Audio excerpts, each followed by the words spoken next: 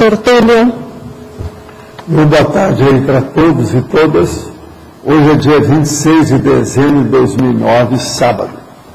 O verbete é o 1429, 4 páginas, 47 elogias e 12 máximos. O tema é princípio megafocal. A especialidade é intraconscienciologia. A definição.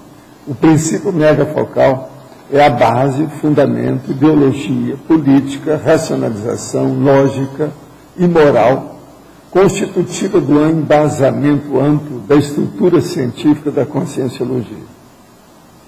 O princípio da autopensenização ininterrupta. O princípio da retroalimentação pensênica. O princípio da primazia da retilinearidade autopensênica. Agora nós temos aí, na taxologia, na argumentologia, 7 princípios megafocais constitutivos da síntese do corpus cognitivo da conscienciologia. E nós falamos aí também em 10 princípios básicos na remissiologia, que nós já, eu acho que todos eles aqui nós já debatemos aqui. São 10, verbetes.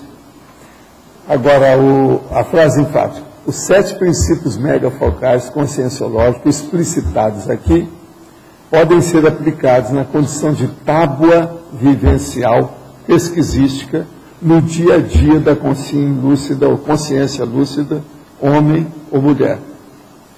Você entende os 7 princípios megafocais da conscienciologia? Já procurou vivenciar tais princípios? Aí, ó, vem os princípios todos aqui. A evolução consciencial eterna e inarredável. A cosmoeticologia pessoal. Autocrítica. A multidimensionalidade consciencial. O princípio teático da descrença. O princípio da autoevolução interassistencial. E o princípio da holocarmologia. Esses aí são os básicos mais sérios nesse nível evolutivo nosso para nós hoje. Eu quero dizer que a palavra preliminar, houve uma troca de posição de letras na politicologia, mas eu acho que nos originais a gente já consertou, mas eu vou ver. Agora, pergunta. Com relação ao verbete de ontem, ponto cego, onde tem início o ponto cego na vida econômica e profissional? O ponto cego depende da pessoa, o que é, né? Uma boa parte, quase sempre, é naquilo que a pessoa não estudou convenientemente. E depois, quando ela vai exercer a profissão, aquilo fica faltando. Isso aí, às vezes, é um ponto cego sério. O senhor pode falar sobre o laboratório de auto-organização no Interlaboratoriologia? Olha, a melhor coisa que você faz é ir para o laboratório de auto-organização, que lá tem um kit com todo o material. Vê se aparece por aqui e vai a esse laboratório, que aí eles te dão uma geral. A auto-organização é a autodisciplina, é o método que a pessoa precisa aplicar na sua vida para que a vida possa render. Então, é um processo de coerência entre o que a pessoa pensa, o que ela fala e o que ela faz. Aí ela arranja um método. E isso é a autodisciplina. A organização é justamente por aí. Agora, sem a auto-organização humana, a pessoa não tem a auto-organização e a auto-pensanização melhor. Com isso, ela não desenvolve o parapsiquismo. Estou há um ano tentando firmar a TENEPS. Consigo por um mês, tenho um atropelo. Depois volto, tento de novo, paro e retorno novamente. Não consigo firmar a prática. Você pode me ajudar? 2 coisas têm acontecido. Eu tenho recebido muitas orientações de ordem prática e até psicografia, coisas sobre a rotina e organização. Assistência, que já foi uma coisa mais presente, anda menos intensa. Quero ir fazer o próximo curso aí com você. Olha, o problema todo aí é o seguinte, o que você está faltando aí é a dispersão. Tem que combater a dispersão, que você já tem demais. É o que nós estamos falando, a auto-organização que está faltando na sua vida. Você é paciente da síndrome da dispersão consciencial. podemos considerar que a convicção de Pitágoras e Platão sobre a existência da consciência e respectiva transmigração extrafísica no processo evolutivo seja fruto de suas iniciações para psíquicos no Antigo Egito? Existe algum livro dele que apresente mega foco na transmigraciologia extrafísica e tenha sobrevivido à destruição? Olha, o problema todo é o seguinte: esse processo da transmigração extrafísica, isso é antigo, mesmo antes deles, isso aí sempre existiu na humanidade há muito tempo, que deve ter sido um dos princípios que os serenões colocaram logo que apareceu um pouco de lucidez na face da Terra. De modo que isso aí pode ter sido, sim, do Egito, mas pode ser de outras iniciações, tudo quanto é lá. Relativamente ao EM, considerando que a maior dificuldade foi o mecanismo da fala, eu pergunto: de que forma se deu a respectiva afinação ou sincronização com as cordas vocais enquanto pré-mãe do senhor? Quanto tempo o professor verificou como sendo necessário até ele conseguir verbalizar através de suas cordas vocais? Foi mais ou menos uns 30 anos, por aí. Eu tive convívio com ele meio século, mas ele demorou uns 30 anos, demorou demais. Ele dava as indicações, mas a voz não era a mesma coisa. O laringe chakra tinha dificuldade. Eu perguntei naquela ocasião para as consciências se o problema não era meu, mas não era. O problema era dele. E a maior prova que não era meu é o seguinte: quando eu completei 70 anos, fui fazer o check-up das minhas cordas vocais, com a situação toda, o cara falou: não, esse cara não deve falar nada. Para 70 anos ele não tem as colunas aqui, os pilares da glótia, essa coisa toda, não tem de 70 anos. Então veja, não era eu. Isso fazem 7 anos. O Hernandes estava lá na hora que foi feito. E eu com a boca aberta não podia me defender, nem ficar com a coisa. Então, ele falava uma coisa, não é. Ele falava de novo, não é. Um grande técnico da história. Mas eu estava fora do padrão. Entendeu como é que é? Agora, essas coisas de fora do padrão comigo era uma coisa mais ou menos normal.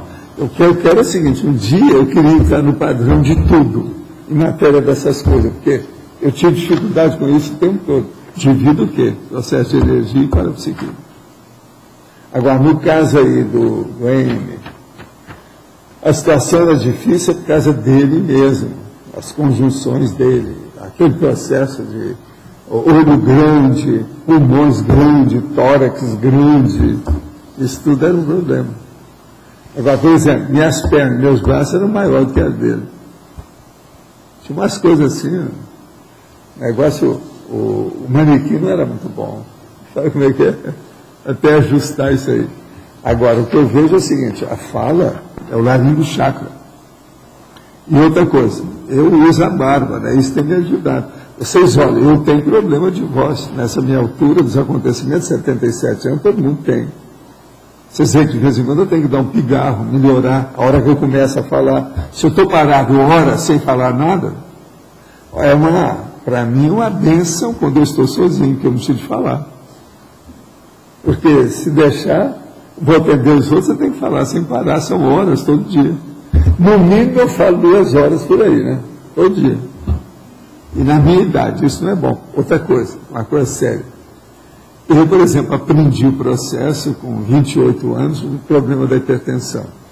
Então, a hipertensão, ela piora quando a pessoa fala muito. Está provado, desde aquela época, eles estudaram isso aí. Tá, do processo de comunicação, elaboração, uma opção de coisa. Aumenta a pressão. Comigo não aumenta. Como é que é isso? Quer dizer, fora do padrão. Então, o problema de padrão, a gente tem que entender muito como é que é isso. Com isso, eu não acho que os meus padrões sejam ideais, não é? E quando a pessoa quer falar qualquer coisa, você não conhece o transmentor. Se você conhecesse, você ia retirar isso da ação. Professor, na página 74, no binomiologia, o terceiro binômio, como é que funciona o princípio o binômio, princípio da seriexialidade e o princípio da inalienabilidade holobiográfica, é esse? O caso todo é o seguinte: Você tem o princípio da sexualidade. Você tem que ir e voltar, ir e voltar, ir e voltar. Então, são as vidas aqui e a intermissão. Agora, é inalienável o seu processo de guardar suas coisas. Ninguém tira de você os seus registros. A experiência que você teve é só sua. Ninguém tasca. Ninguém mete a mão. Está entendendo? Então, aí é aquele negócio do passado. Toma que o filho é teu, não é meu. Mas ele é seu. Ninguém vai mexer. Então, é inalienável. Não tem jeito de entrar nisso. A sua holobiografia, ela é super defendida. E assim é todo mundo. Então, esse princípio é sério. Você é o que você é. Não adianta diminuir e não adianta aumentar. Está claro? E outra coisa, tudo fica registrado no código. Que é fácil para essas consciências avançadas, é muito fácil de reproduzir tudo que aconteceu. Entende? Tem mais um. Sim. Na interaciologia, o último. O último aqui, a interação, princípio do conhecimento, que é a autocogniciologia. E o princípio da sociabilidade, que é a parasociologia. O autoconhecimento, então, é você conhecer as coisas de modo geral, mas principalmente começando conhecendo a você mesma. Então, isso é a autocogniciologia. Agora, com o princípio da sociologia, ou da sociabilidade, é a hora que você tem que conhecer os outros e ter relacionamento com os outros. Aí é que entra a parasociologia. Então, você como consciência é uma coisa, você com os outros é outra coisa. Agora, esse princípio tem que fazer uma interação. As duas coisas têm que funcionar. É o que eu falei ontem, por exemplo.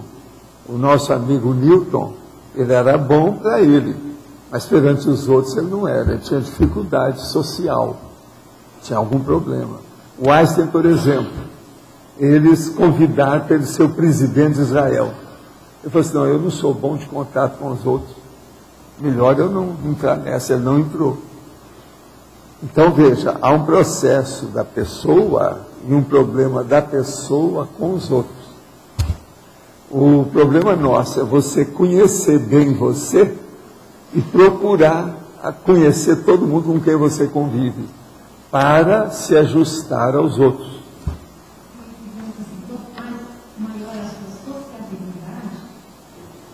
Dizer que a pessoa tem um maior conhecimento com isso, né? Porque às vezes ela está só fazendo média. Okay. Então, por exemplo, ela pode ser murista, quer dizer, fica em cima do muro, quer fazer média com todo mundo. Por exemplo, tipo político, tipo Lula, o lulismo. O lulismo é baseado nisso. Certo. Isso é o populismo. Isso é venal, é uma coisa suja, é espúrio. Aqui não é correto. A gente tem que ser o que a gente é. Então, por exemplo, uma pessoa, se ela está agradando todo mundo, ela não presta.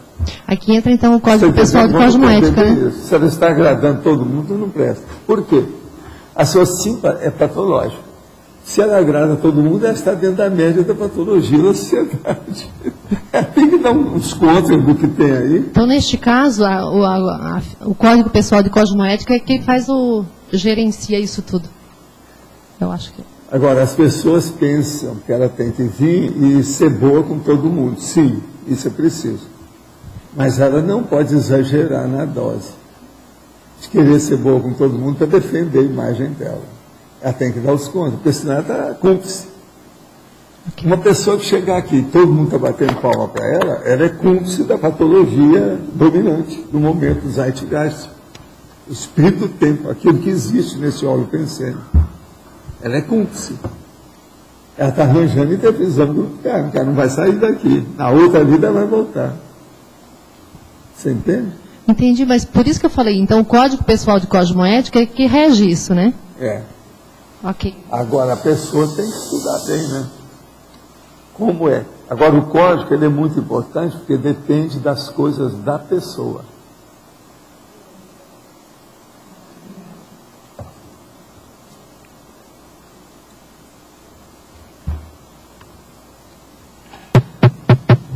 Professor Professor, aqui na página 74, em tecnologia, você poderia falar um pouco mais dos princípios embasadores das técnicas de viver evolutivamente?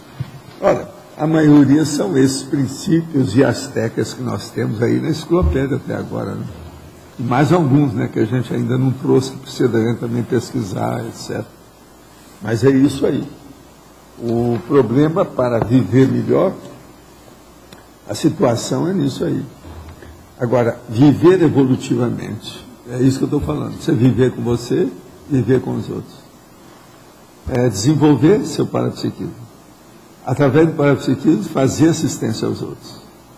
Usar princípio que possa embasar a sua cosmoética.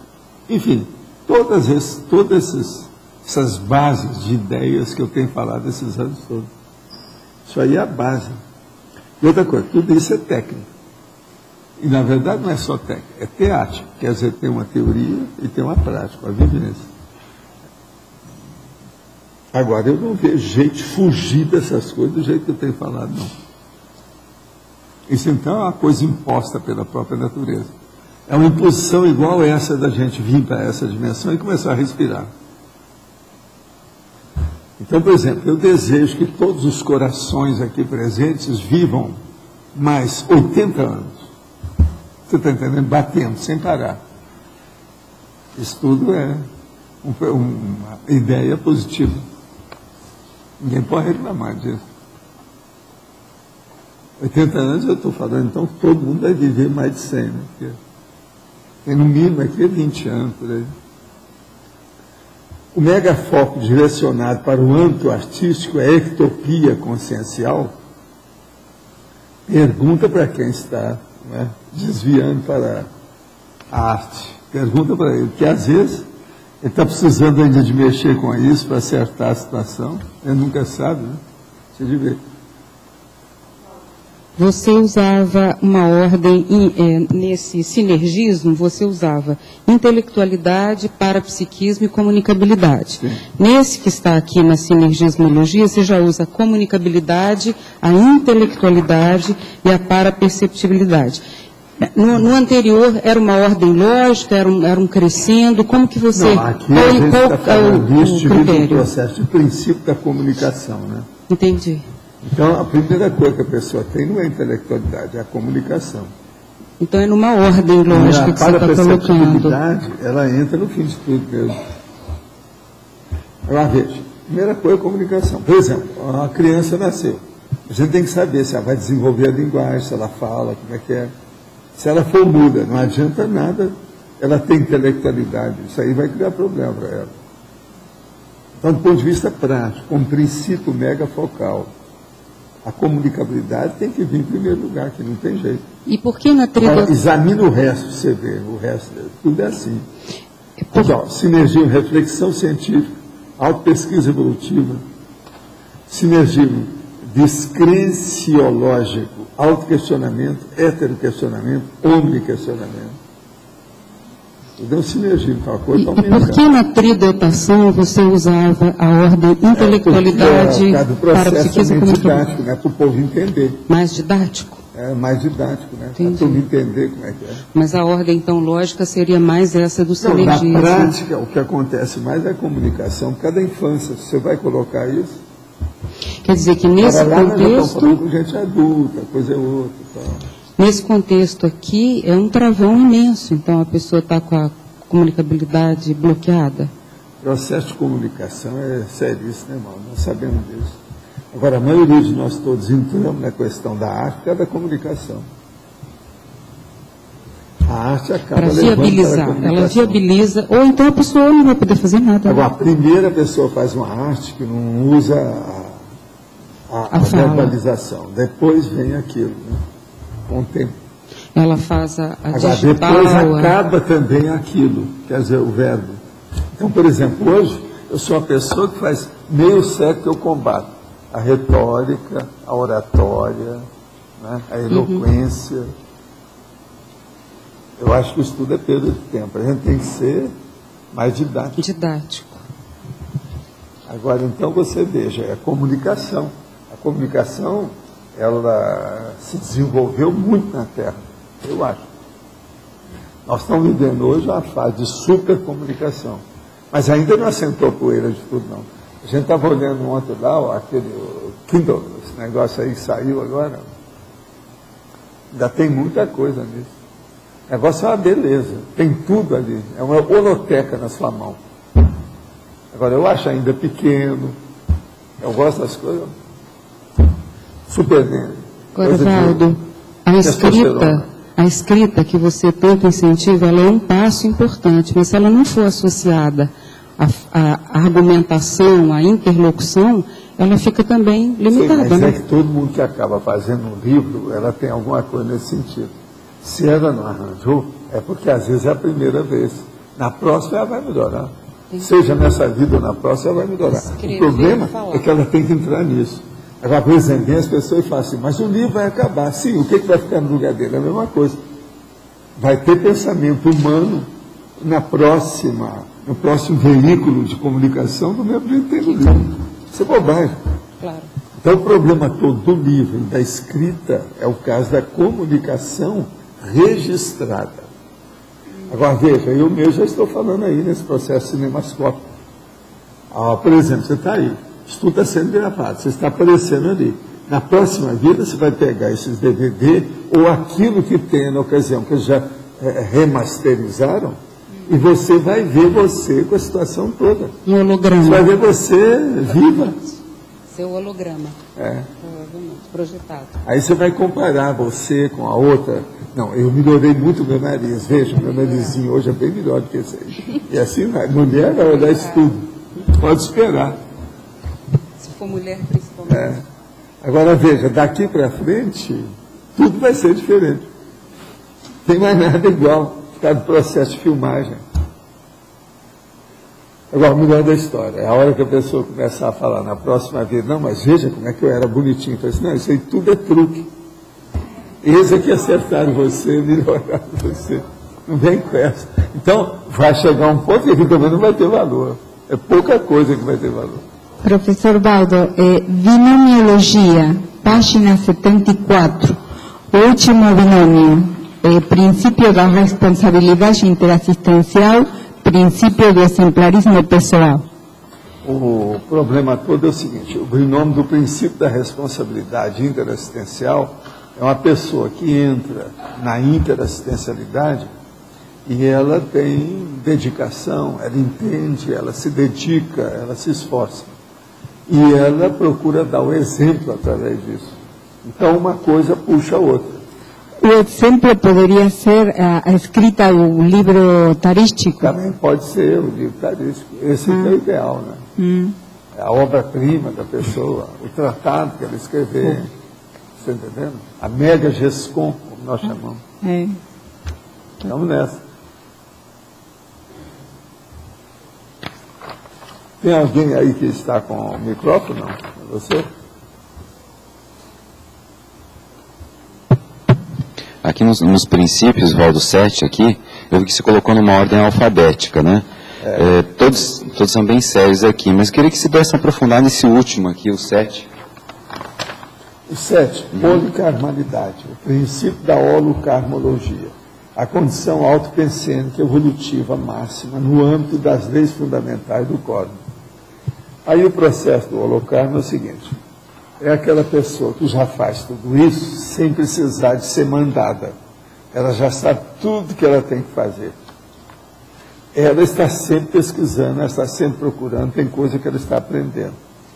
Mas ela já tem iniciativas maiores do que havia antigamente na vida dela. Agora, com isso, ela procura fazer também, não há mais conflito. Por quê? Os conflitos existem porque a pessoa defende, João, pode olhar, defende algum egoísmo. Por exemplo, o que eu estava falando ontem, que eu voltei a falar aqui, o caso do Newton. Ele tinha conflito com o povo, ele brigou com 3 pessoas, um tal Hooke, um tal Stitch e esse Leibniz. Agora, o que é que se passa? Tudo aquilo era para defender coisa dele. Ele achava que ele tinha primazia, ele era que é o dono. Ele achava que ele era o representante de Deus na Terra, dentro da ciência. Tem biólogo que está falando isso, que pensava assim. Agora, por isso que ele mexia com alquimia, aquelas coisas todas. Agora, você veja, ele tinha conflito com todo mundo porque ele estava defendendo o egão dele. Então, veja, a maioria das pessoas, elas são conflitivas consigo mesmo, que é o autoassédio, porque elas têm conflito com os outros, que é o heteroassédio. E na hora que ela espicaça a outra pessoa, aquilo vem contra ela. Aí está estabelecido o processo do assédio interconsciencial. Agora veja, no holocarma não existe isso mais. A pessoa quer assistir e não espera retorno.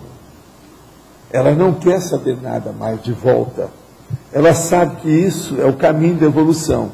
Então, quando ela está assistindo alguém, ela é agradecida a esse alguém, dessa pessoa receber a assistência que ela está querendo dar. Isso já é uma bênção para ela. Então, houve uma inversão de valores. Quem está sendo assistido é o assistente, não é mais o assistido. A policarnalidade é isso.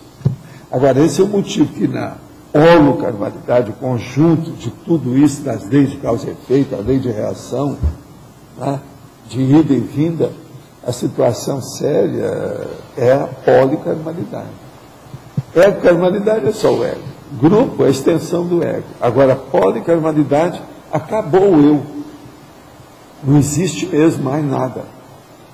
E você sabe, tem gente que entra no grupo karma porque ele pode dominar, é o poder, é a política, é a liderança, aquilo ampliou até o egão dele, um bigão.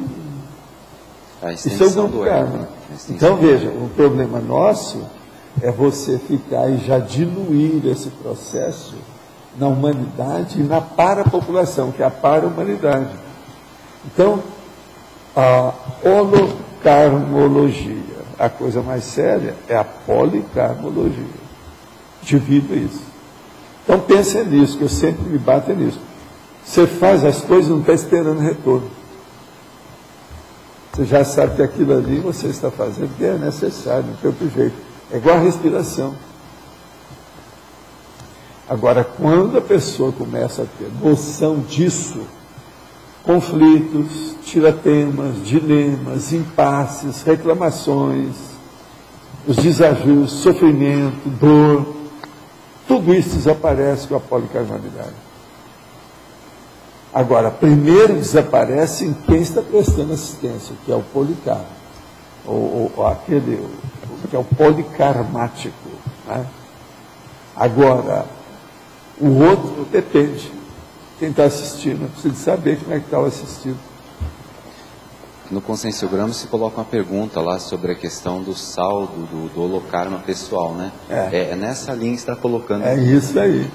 Agora, você acha que a pessoa abre essa conta aqui, depois de uma OFIEX? Qual que seria uma, dentro da escala ali? Não, eu penso que a gente vê de uma maneira palpável, concreta, que a pessoa já entrou dentro da policarnalidade, assim, inicial, jejum, os primeiros passos, está engatinhando, é na TENEPS. É uma das coisas que a gente tem mais, assim, uma certeza relativa da realidade. Quando a pessoa está na TENEPS, engajada, funciona. E outra coisa, a pessoa já mudou. Porque a pessoa, não, ela tem que mudar. Não existe uma policarnalidade falada, isso é bobagem. Ela é vivida. A pessoa tem que chegar, a gente tem que ver a aura dela. Se ela é policármica ou não pela aura. É a psicosfera da pessoa. Então, por exemplo, na questão da TENEPS, é isso. A pessoa já tem que ter uma condição tenepsista óbvia. Então, por exemplo, não é aquela pessoa que está praticando a TENEPS e está toda hora brigando com a outra pessoa e reclamando e dando a briga danada, coisa séria.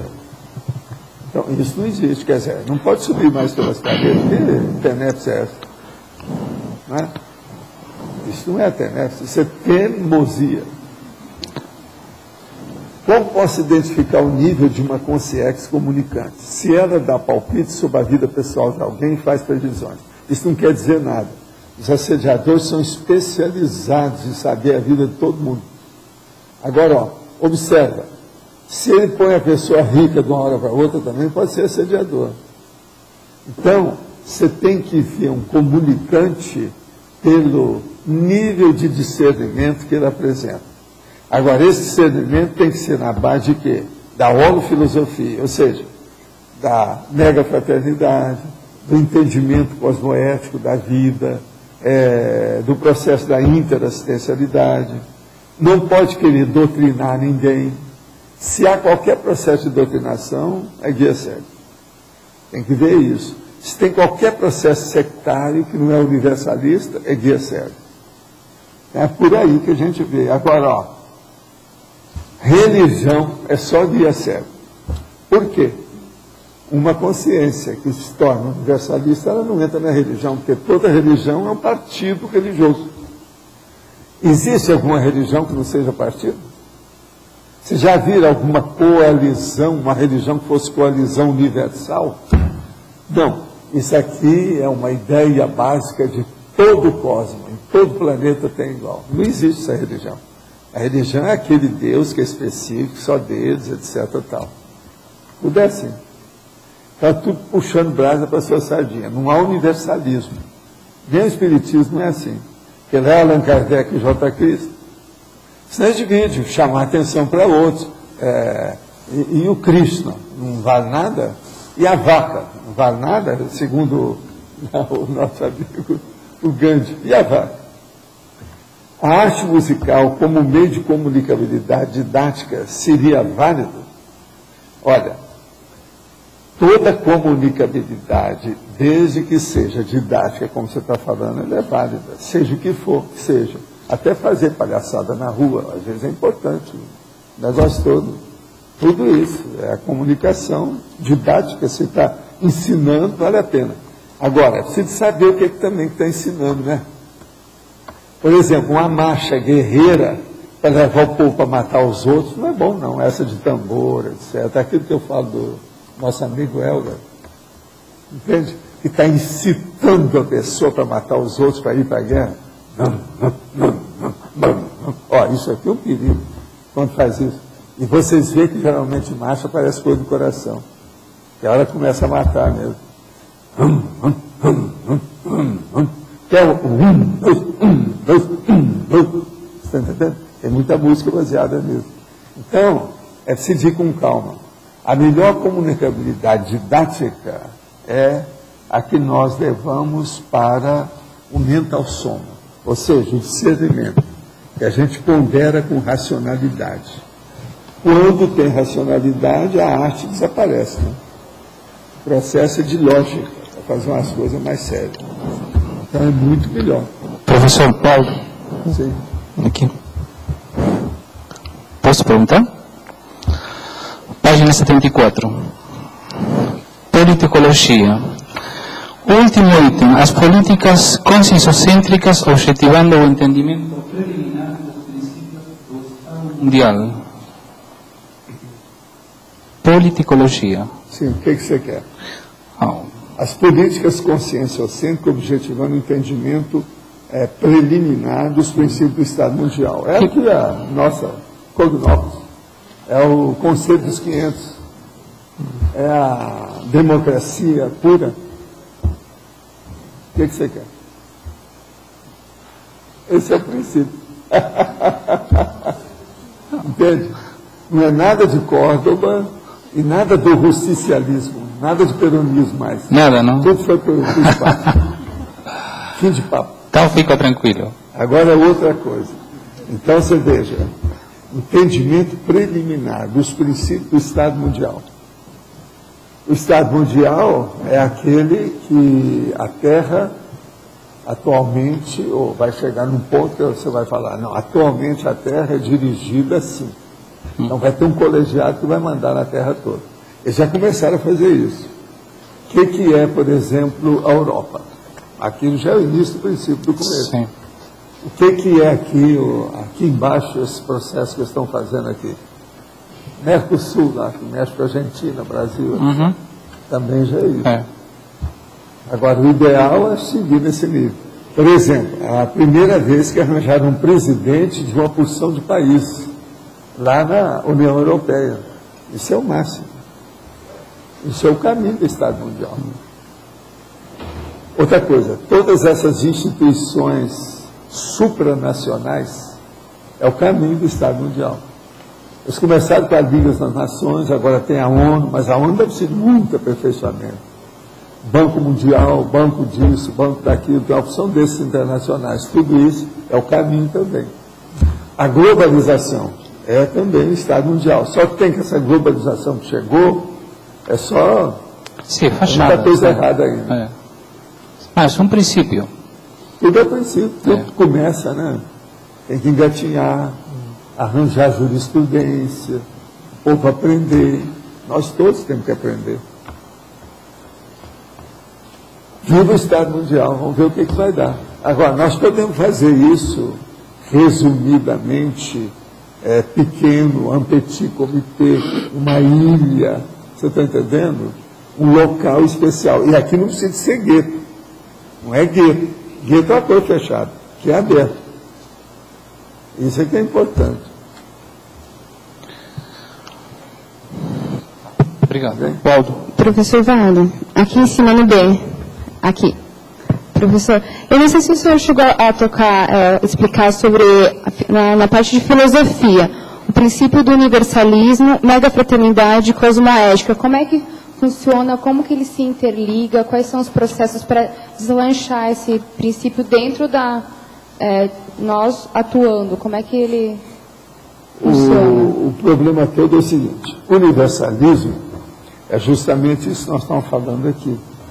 É uma pessoa que acaba com tudo que ela puxa brasa para uma pessoa só. No caso, sempre foi ela.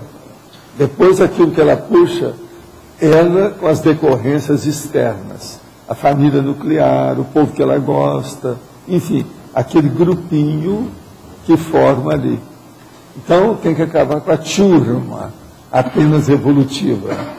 Agora, o que é que se passa? Junto com isso vem o princípio da megafraternidade. Você vai olhar todo mundo sem racismo, sem xenofobia. Não há mais esse processo, então. Então, o partido desaparece. Existe um partido só, que é o da terra, em função de todo mundo. Por exemplo, nós estamos muito longe ainda desse Estado Mundial. Você veja que eles estão querendo fazer vamos dizer, um princípio só para defender a terra, que a terra virou uma lixeira. E eles querem acabar com essa lixeira. E eles não conseguiram nada. Um monte de país se reúne, faz aquilo tudo. Aquilo foi um fracasso para o Estado Mundial. Eles vão ter que reunir. O ano que vem parece que vão fazer uma outra reunião. Vamos ver o que vai dar. Agora, tudo para quê? Para defender a terra. Quer dizer, o povo vive dentro de um hotel e eles não estão satisfeitos.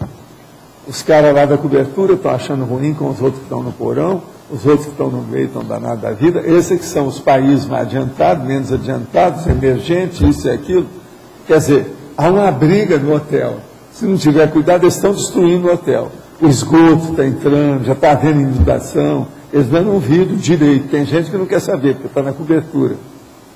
Ele não quer saber disso.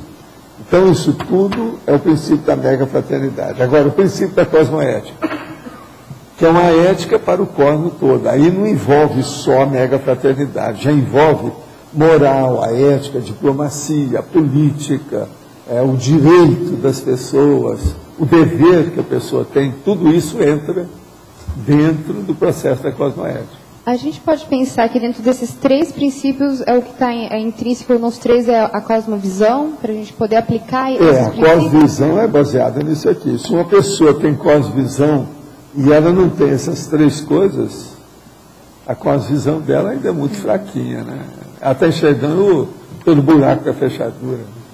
Agora, o meu negócio não é esse. Tem que acabar com a fechadura, com a porta, com a parede, com a janela, com tudo. E ver a coisa devassada, aberta. Então, a landscape, que é o processo da paisagem, você está entendendo? O paisagismo, ele tem que ser devassado. Então, é o espaço sideral. Você enxerga tudo. Acabou. Esse é que é o caminho que nós temos que chegar lá. Então, conclusão. Nós estamos deixando de ser topeira e fica dentro do buraco e é só um buraquinho. Então, o céu é só aquele pedaço lá.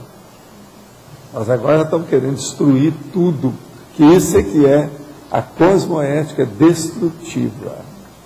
É aquela que acaba com as visões, vamos dizer, de cegueira amauróticas, pequenas da pessoa, míope. A pessoa tem uma visão mais larga, ampla, grande, panorâmica, pensa de modo diferente. Então, enfim, o processo todo, se nós formos falar numa linguagem popular, tudo é um processo de expansão do amor. Esse amor que o povo fala, que a gente chamou amor, eu te amo, aquele negócio. É uma expansão disso aí. Por quê? Em vez de você amar uma pessoa, você vai amar todas. Agora, não é só as pessoas, você vai amar os princípios conscienciais. Então, você vai amar, por exemplo, hoje, eu amei uma flor que eu vi aí, e pedi para o Francisco para trazer e levar lá, o povo vê aí na recepção, que é a flor da abóbora. Vocês conhecem a flor da abóbora?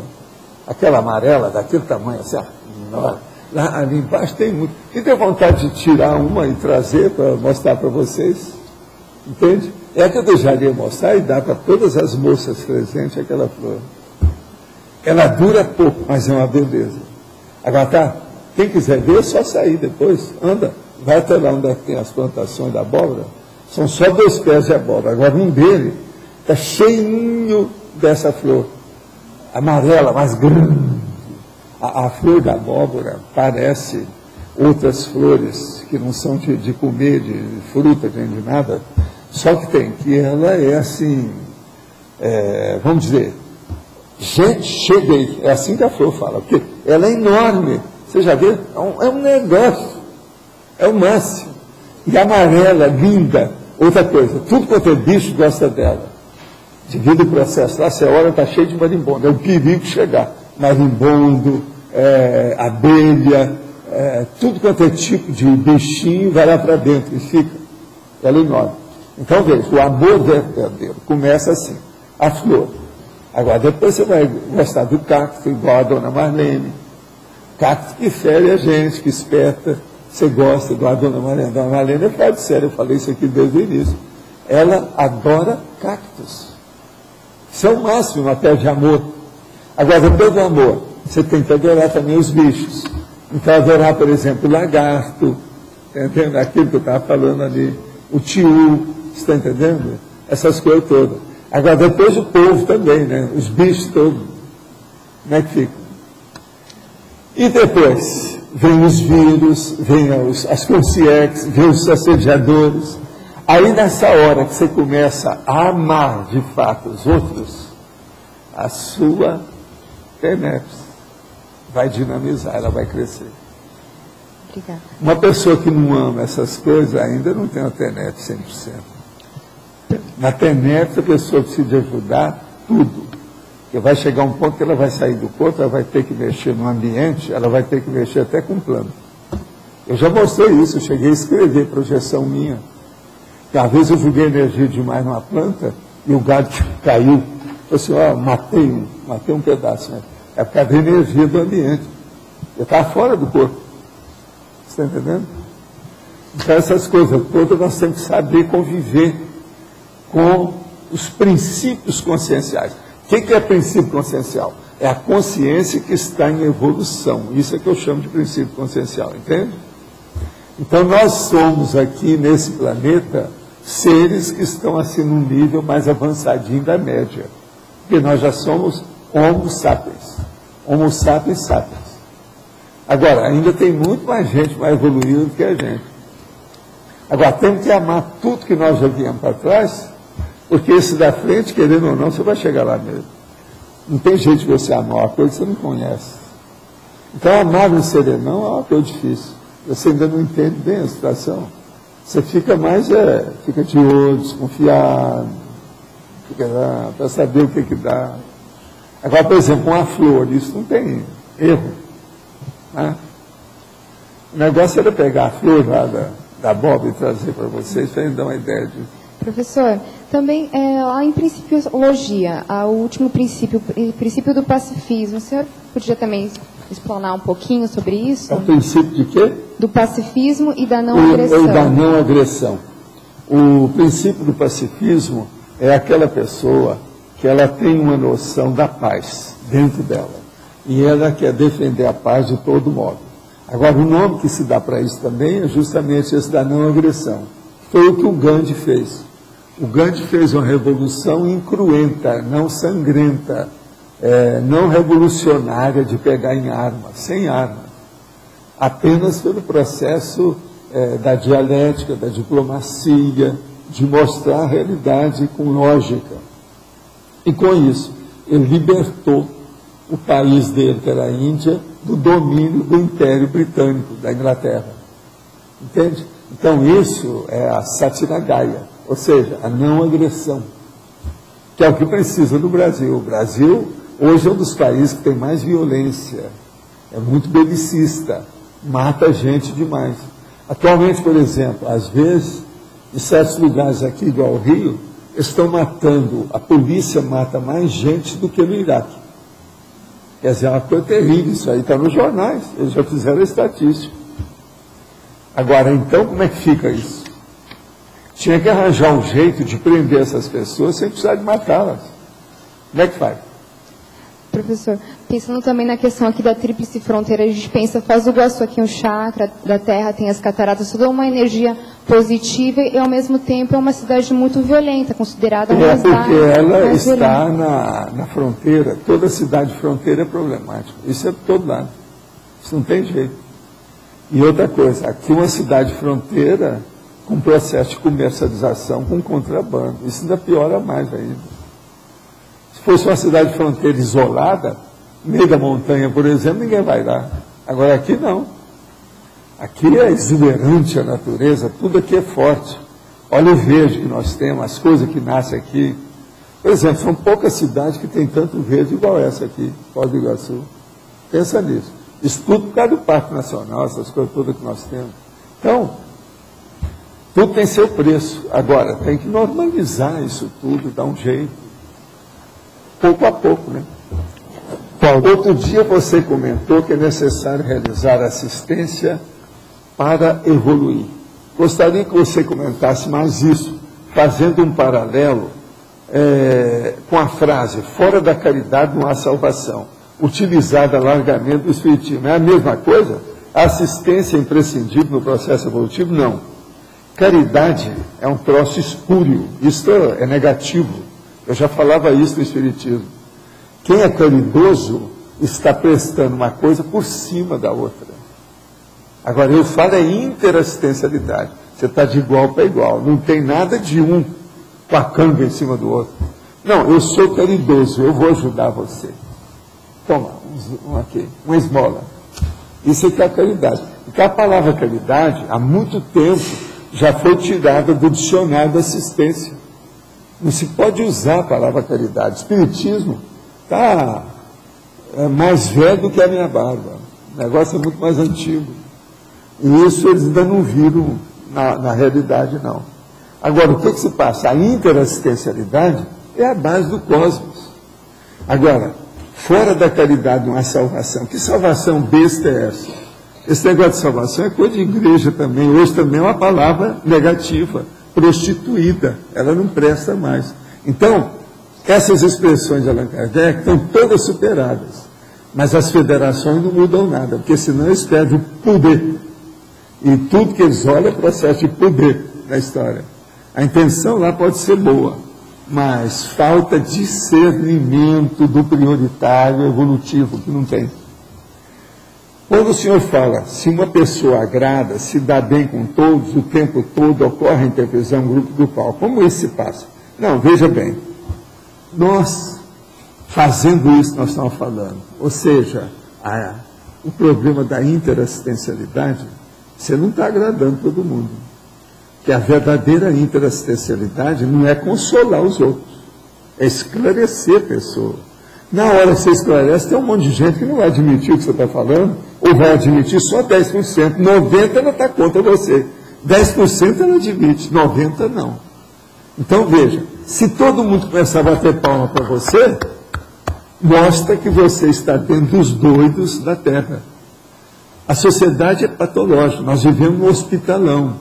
Nós precisamos da escola, colocar a escola na frente desse hospital.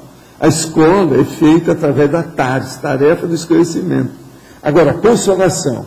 A gente vem fazendo isso há muito tempo. Por exemplo, todo mundo aqui já foi mãe, até os homens. Todo mundo aqui já pariu, até os homens. Então vamos entender, todo mundo que já passou por isso, já consolou muito, porque na hora que arranja um filho, só de dar de mamar para ele é um problema. É um consolo danado, o choro, né? Lavar o cocô da criança toda hora, atender para ela dormir direito, isso tudo é consolo. E ela cresce desse jeito, anos e anos. Todo mundo aqui já fez isso demais. Vamos entender como é que é isso. Agora veja, a interprisão grupo kármico, ela ocorre na hora que a pessoa se acumplicia com aquilo que está errado. Ela vai fazer consolação e continua. Então, por exemplo, vem o padre e fala, meus irmãos, o inferno está aí, o diabo é um perigo. Ele o que quer que está? Ele está dentro do processo. Ele está dentro da interprisão do kármico, ele não vai deixar aquilo, ele não está esclarecendo nada. Entende? Tudo por quê? Para colocar medo nas pessoas, para seguir o direito canônico, seguir tudo que a igreja manda. Meus irmãos, não deve dar, né, camisinha para as pessoas. Isso é errado. Você está entendendo o que é que eu quero dizer? Vamos entender. Isso é a religião que está aí. A religião oficial. Essa religião, que é a Igreja Católica, Igreja Católica Apostólica Romana, que tem aí 1 bilhão de pessoas com isso, por aí, o que se passa? Já matou gente adoidada em nome de Jesus Cristo, em nome de Deus, em nome do Papa. É uma loucura. E outra coisa, o Papa se diz representante da Terra. Agora, coitado, ele é assediado igual aos outros. Você viu que a moça pulou em cima dele. O ano passado ela tentou, não conseguiu. Esse ano ela conseguiu. Chegou até a fraturar um cara que estava perto, né, um desses. Lá, fraturou a perna, o cardeal. Quer dizer, assédio todo mundo tem. Ele é representante de Deus na Terra, mas está muito furado. Uma moça doida vai lá e faz tudo ele com aquele monte de gente tomando conta dele. Outra coisa, chegou o outro cardeal e falou, o Papa não pode ser excluído, ele tem que ficar aberto para o povo. Ele não tinha aquele Papa móvel que andava de um lado para o outro para se proteger. Ele não usou aquilo durante muito tempo, tudo conversa. Então é uma conversa danada. Outra coisa, ele é representante de Deus na Terra, com aqueles paramentos tudo, os penachos na cabeça, é uma loucura. Valdo, O negócio não é fácil. o Papa foi para o país que tem mais SIDA lá, e ele falou que não usaram camisinhas. A União Europeia mandou 3 milhões de camisinhas para lá. Pois é. Está certo? Caro não besta. A SIDA dele é a AIDS, vocês sabem. AIDS. Estou pesquisando sobre a autoconfiança evolutiva e gostaria de saber se quando você descreve nos 7 princípios megafocais, o princípio 2, autocosmoética, se esse princípio é consequência de autoconfiança sadia ou se caminha junto ao processo de construção de um viver mais evolutivo. Pode sugerir temas para aprofundamento? O caso todo é o seguinte, a autocosmoética é a pessoa ser a melhor para todos os princípios conscienciais do código, como eu estava falando aqui antes. Te vira. Pega a enciclopédia e vê o que é que pode ser como isso. O que eu posso ajudar os outros através de todos os elementos que tem na enciclopédia. Não estou falando a minha, não. Falando a enciclopédia britânica, por exemplo. Veja tudo que é que você pode aprender lá para ajudar os outros. Isso é cosmoética. Na sua opinião, o Estado mundial chegará a ser uma realidade prática na Terra? Sim. Quando? Depende de você. Levou em consideração na sua resposta o caos ecológico, o crescimento da população humana, as suas consequências iminentes? Sim. É o que nós estamos falando. Eu acabei de dizer aqui que a reunião lá de Copenhague deu para trás, não deu nada. Vamos ver o ano que vem o que é que vai dar. Mas pelo menos os países já apareceram. A primeira reunião que fizeram com essa, teve uns gatos pingados. Dessa vez, não. Já foram vários. Quer dizer que alguma coisa está em progresso. Não é assim, não. Valdo. Aqui na exemplologia, só colocou 2 exemplos. Princípio megafocal teórico e o princípio megafocal vivenciado. E na taxologia, o senhor colocou 7 princípios megafocais. A minha pergunta é, seria o autodiscernimento o ponto da virada para a gente sair do teórico para o prático? Muita gente tem problema com isso. Agora, o caso sério é a vivência. O prático é 99%. Então, o que eu falo? Princípio megafocal teórico. A fundamentação conceitual da conscienciologia, entendida plenamente pela consciência. Que é mais Quer dizer, teoria, ela não vale nada, ela só entendeu, não está fazendo nada. Não fede nem cheira. Agora, princípio megafocal vivenciado. A fundamentação conceitual da conscienciologia, entendida e, vírgula, além disso, vírgula, vivida exemplarmente pela conscienciológica teática. Aí, entrou de novo a teoria dentro da vivência. Então, minha pergunta é assim, o que vai fazer essa mudança? Seria o autodiscernimento? E seria bater na tecla, essa que eu vi falando com vocês aqui. Olha isso, todo dia e tal. É que negócio. Entende? Bater na tecla. Professor, aqui, professor, sobre o... Aqui. Na página 76, esse item interassistencialidade. Interassistencialidade, o princípio da autoevolução interassistencial, o método ideal enarredar para se viver com as outras consciências. Não é isso que eu estava falando, você tem que ajudar os outros, o tempo todo. Na hora que você está ajudando, você está recebendo. Isso aí que é a base. Toda vez que você está só contra os outros e não ajuda, tem alguma coisa errada. Você tem que ajudar, de algum modo. Em torno de você tem que ter uma série de assistidos. Se for possível, predominar os assistidos e não os assistentes. Enquanto vocês precisarem mais de assistente do que de assistidos, vocês estão no buraco. O que vocês acham? A minha vida tem mais assistido ou tem mais assistente? Mas eu tenho um monte de assistente, né? Eu não posso reclamar. Tanto físico como extrafísico. Agora, de vez em quando eu tenho que falar que tem uma opção de gente assistida, extrafísica, senão vocês ficam pensando que só tem assistente comigo. Não é assim. Você entendeu, né? Então o processo é de interassistencialidade. Quem assiste é o primeiro a ser assistido. A gente tem que admitir isso e vivenciar isso. De modo geral, a turma admite isso, mas vivenciar é difícil. Professor, nós estamos falando de megafoco. Eu gostaria que o senhor me ajudasse a compreender qual a melhor forma de desenvolver um maxi-planejamento mais assertivo. O que a gente tem que colocar lá? As mudanças pessoais, as GESCONs, o planejamento, a questão da autopensionização, eu penso que o conscienciograma esclarece isso tudo aí. Conscienciograma. Mais ou menos. Não é mais ou menos. Não é na cara, é soco na cara. Então você não entendeu, você não estudou, não tem nada de mais ou menos. Conversa com a Conce e pergunta se é mais ou menos, eles não vão achar. Conversa com quem já passou várias vezes para Conce em Cobaia, também não é mais ou menos. Quantas vezes você já foi? 3. Pois é, e não adiantou nada? Ainda está falando não mais adiantou, ou menos. Mas não é bem...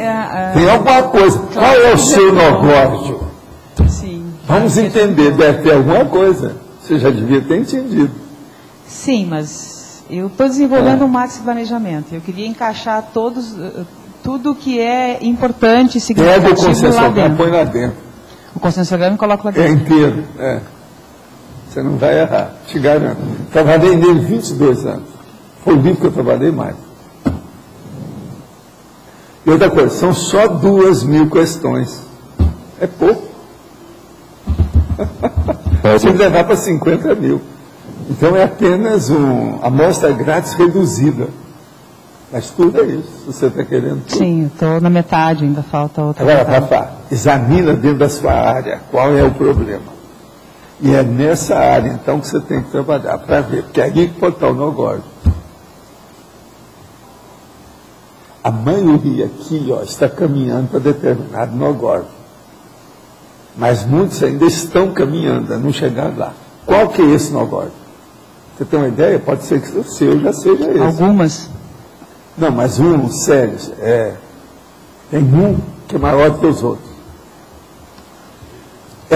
autodiscernimento permanente, geral, omnipresente. Esse é o maior problema que a maioria que tem. Eu, por exemplo, eu tenho isso. Isso está me pegando. Omnidiscernimento. Auto-omnidiscernimento. Você tem discernimento para tudo que você vai fazer. Aparece com qualquer ideia, você vai dar aquela melhor ideia para aquilo. Melhor definição seria essa. Olha, se eu estivesse no seu lugar, faria isso. Vocês não acham que esse é o grande problema de nós todos aqui? Estou falando não agora, só para mostrar uma ideia. Esse é o geral. Outra coisa, o Roche, o Alexandre, arranja outro para colocar no lugar desse. Não, mas o autodiscernimento. O autodiscernimento é muito mais não. Ele pega a filosofia, ele pega a ciência, ele pega a praticidade, o pragmatismo, a psicologia, ele pega tudo. É a base da consciência. Outra coisa, ele joga a boa vontade e a boa intenção naquele lugar, quer dizer, na holoteca. Entendeu? Qual a melhor forma de separar uma pessoa que foi dupla e que respeitamos muito? Ou seja, pintou outra oportunidade evolutiva melhor. Como dizer isso? Quem é que vai responder isso aqui? Quem é que está estudando o processo de dupla evolutiva aí? Tem alguém que esteja especializado aí já? Para responder aqui a pergunta, né? Essa aqui é o negócio da colher. Eu vou dar a colher para a pessoa. Entre homem e mulher, não se coloca a colher. Agora, de qualquer maneira, vamos dar pelo menos um palpite, assim, não custa, né? Só uma coisinha, assim, para satisfazer o nosso amigo aqui que está. Primeira coisa é a seguinte, tem um negócio que chama destra, é a mão direita. Você pega a mão direita, leva para a sua cabeça. E aí, a hora que você colocar na sua cabeça, você vai perguntar, tem consciência aí dentro? Tem alguém aí dentro? O que é que esse alguém está pensando?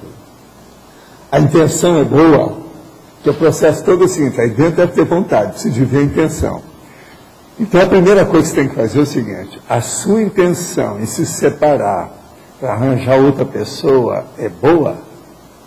Você vai ajudar mais os outros assim? Essa primeira pessoa, a primeira mulher sua, ela não precisa mais do que a segunda? Porque dupla evolutiva, antes de mais nada, a gente tem que ver interassistencialidade que eu estava falando aqui antes. Eu estou dando pelo menos uma ideia. Eu não estou dizendo para ele seguir, eu estou apenas informando que essas coisas existem. Então veja, se essa primeira mulher precisa mais do que a segunda, tem alguma coisa errada na sua separação. Se a primeira mulher é superior a você, e você vai pegar uma que é inferior a você e a primeira mulher, aí já é uma coisa para se pensar. Se você vai sair de uma doente que já deu alta, você já deu alta para a primeira mulher. E vai pegar uma agora que ainda está em fase de tratamento evolutivo. Tudo isso também a gente tem que ver. Uma outra coisa, existe alguns pseudópodes, ou vamos dizer, dividendos dessa história, por exemplo, tem filhos no meio, os filhos são mais novos, se tem, o negócio está danado. Vai separar com o menino ainda? Isso aí é um problemão. Olha bem como é que faz. Mas que eu estou dando apenas umas dicas, né? Agora, isso aqui pintou outra oportunidade evolutiva melhor. Está muito bem escrito. Vamos ver isso na prática. Vamos ver isso na prática, se corresponde a essas palavras, né? Eu não sei. A pessoa esponja necessariamente chamaria atenção por onde passa, por algum aspecto positivo ou negativo, ou pode haver esponja com aparência discreta? Olha, tem esponja que é esponjinha, que não aparece tanto, né? Pense que sou esponja, pois quando tem contato com muitas pessoas e não faço diz assim, sinto no final do dia pressão na parte superior do crânio e nos olhos, que só desaparecem após várias sessões de circulação energética. Minha conclusão procede sim. Mas agora veja, todo mundo que entra no contato de muitas pessoas, ela tem que estar preparada antes, durante e depois desse contato. Você deve estar faltando alguma coisa. Se você vai ter contato com muita gente, chega primeiro que as outras pessoas, se for possível. Se não for, você entra já em estado vibracional antes. Durante, se for preciso. E no fim, você tem que fazer desassimilação. Isso é a regra. Não sou perfeita, estou bem longe disso. Então você está igual a nós todos aqui. Mas acontece que não tem mais campo para conversar com família e amigos, porque não dão um passo para melhorar o diálogo. Mas família e amigos, o negócio está sério, hein? Quer dizer, todo o ciclo de relações do processo social, olha que quando uma pessoa acha que é só ela que é certa, geralmente ela só que é errada. Olha bem isso aí. É você que é certo, todo mundo está errado, se dizer. O que fazer? Fique só escutando ou me enclausuro. Não tem nem vontade de chegar perto. Isso é uma moça, uma senhora que está falando. Agora veja, isso aí ela tem que ponderar, né? O que há, né? A primeira coisa é o seguinte. Um amparador, há dezenas de anos, me falou uma coisa muito séria.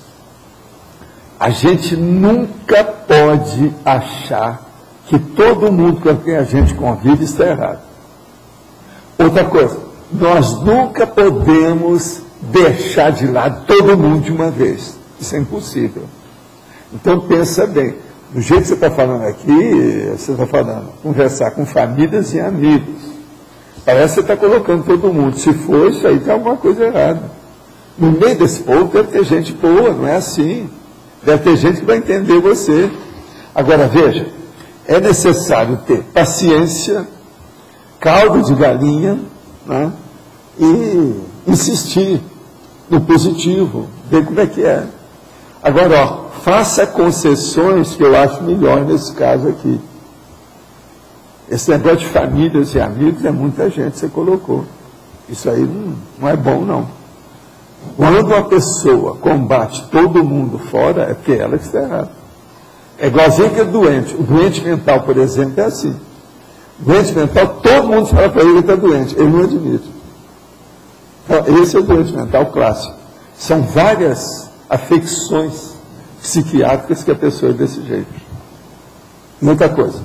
Lá pelas tantas, ela vira para todo mundo e fala assim, estão me perseguindo. Aí vem a crise de perseguição, aquele negócio todo que tem. Então, aqui, ó, se te vê. Eu não estou falando que você é caso psiquiátrico, nem que você está com o processo vamos dizer assim, persecutória. Não, nada disso. O que eu estou dizendo só é isso. Você colocou muita gente no lugar. Não sobrou ninguém. Só faltou aqui você colocar os cachorros e os gatos. Porque mais famílias e amigos, não está faltando ninguém.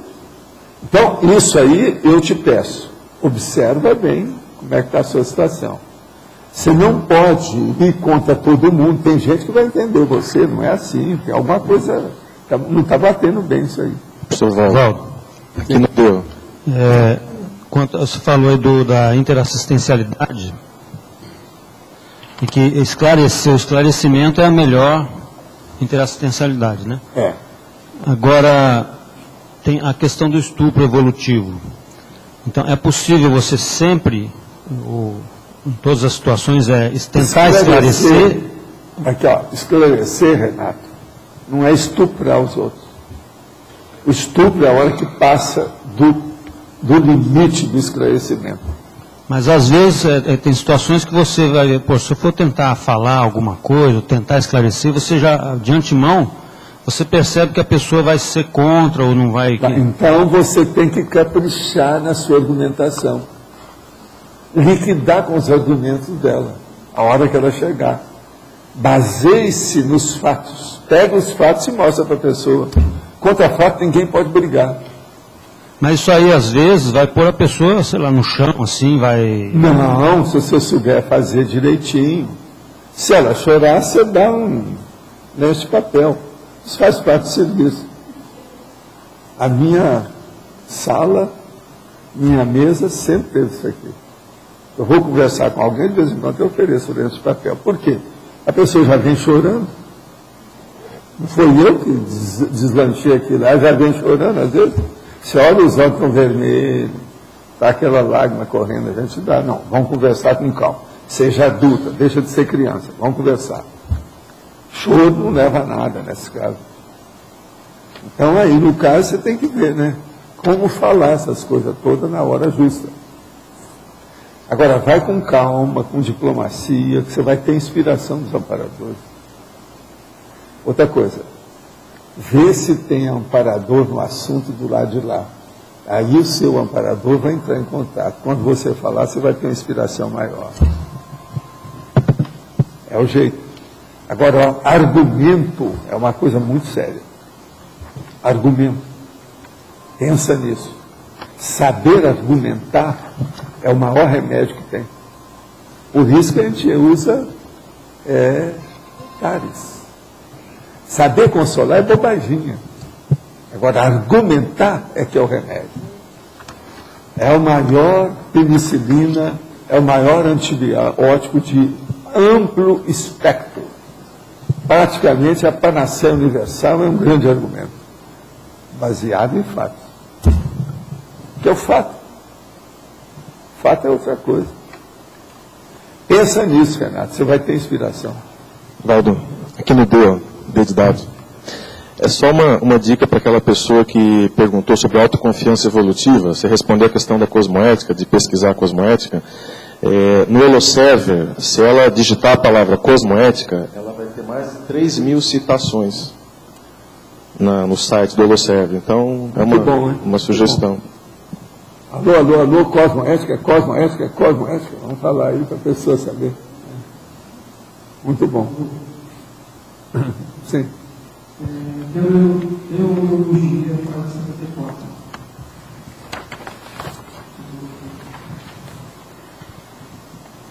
Teoriologia? Teoria filosófica. A teoria filosófica como sendo apenas a eminência parda da ciência. O caso é o seguinte, você sabe o que é eminência parda?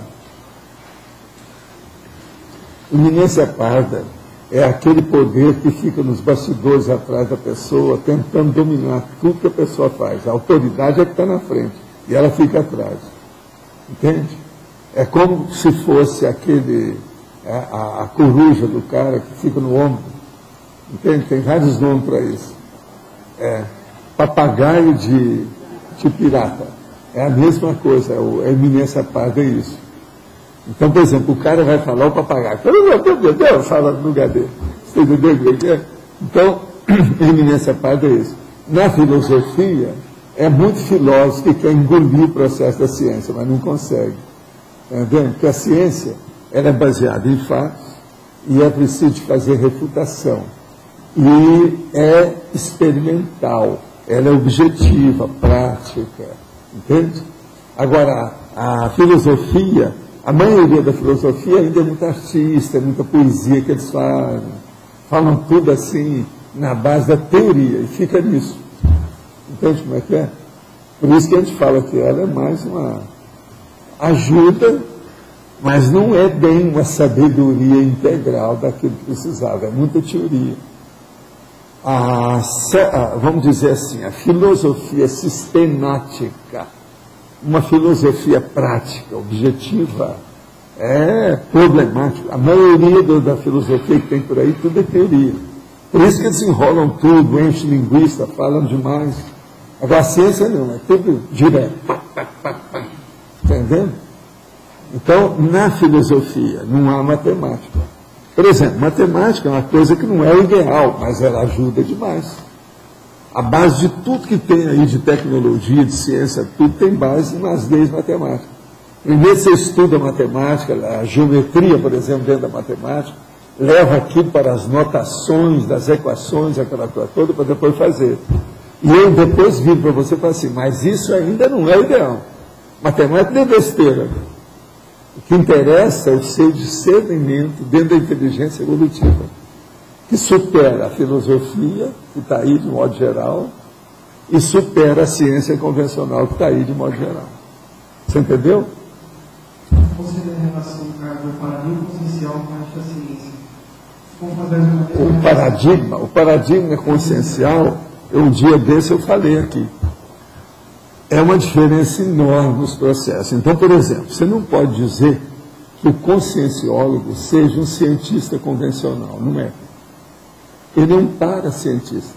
Por quê?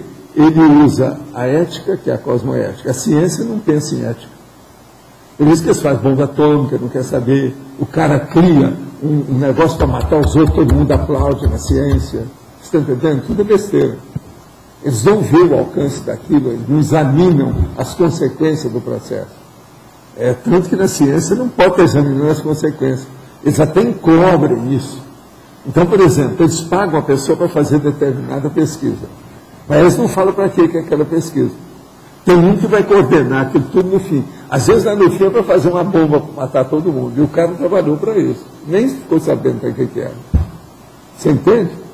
Então, na questão do paradigma consciencial, você vai trabalhar em primeiro lugar para a autoexperimentação, que é o princípio da descrença. A ciência é o contrário. Você tem que fazer qualquer experimento que todo mundo já fez, que serve para todo mundo. Não pode ser uma coisa pessoal. E outra coisa, você tem que fazer o experimento sem qualquer influência sua, que é bobagem. Porque sempre vai ter influência sua. Isso é uma falácia da ciência.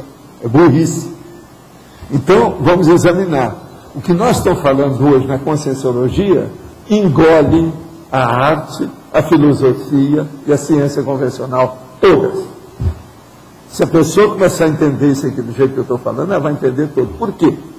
Porque nós estamos falando aqui dentro da universalidade do processo do discernimento multidimensional. Isso é inteligência evolutiva. A inteligência evolutiva está por cima de qualquer sabedoria humana, terrestre, besteira que está aqui. Isso tudo aqui é fugaz, passa logo. Agora, eu não posso estar, por exemplo, já era para eu ter falado disso há 60 anos. Chega e fala assim, nós estamos mexendo com a ciência da ciência, a filosofia da filosofia. O resto tudo é secundário. Se eu falasse isso, vocês iam me prender, achavam que eu estava doido. Hoje não, hoje já posso falar para um punhado de gente que vocês já vão entender e ver que eu não estou tão gaga assim. Está entendendo como é que é? Então, isso é a base de tudo. Por aí você vai entender o que é o paradigma consciencial. Agora, esse paradigma, por exemplo, a teoria líder da ciência convencional, lembre-se disso, não tem parapsiquismo, não tem multidimensionalidade, não tem cosmoética, não tem participação do experimentador, do pesquisador na pesquisa. Isso está tudo errado. Por isso, os cientistas não entendem nada da realidade da evolução. Por quê? Eles não estudam eles mesmos. Então, isso é um erro. Você entende? Ele não estuda a si próprio. Agora, eles não querem estudar a si próprio, porque vão ver todos os seus defeitos, eles não querem saber disso. Uma boa parte é um processo egóico, egocêntrico, infantil. Entende? Eles admitem os erros deles mesmos, mas não querem. Admite em termos, a maioria não admite nada, morre não admitindo. Foi aquilo que eu falei, por exemplo, o caso aí do Newton, é um dos grandes da ciência, era considerado o maior cientista da época, piradão. O cara era um caso psiquiátrico. Pensa bem. Li hoje a reportagem sobre o cão gigante que pode bater o recorde mundial em tamanho em Tucson, no estado do Arizona, com mais de 2,1 metros de cabeça até o rabo e cerca de 111 quilos, chamado George. O animal consome quase 50 quilos de alimento por mês. Mas deve ser mais do que isso. Se ele tem esse tamanho, 50 quilos, é menos de 2 quilos por dia, é muito mais. Eu não acho, isso aqui está furado.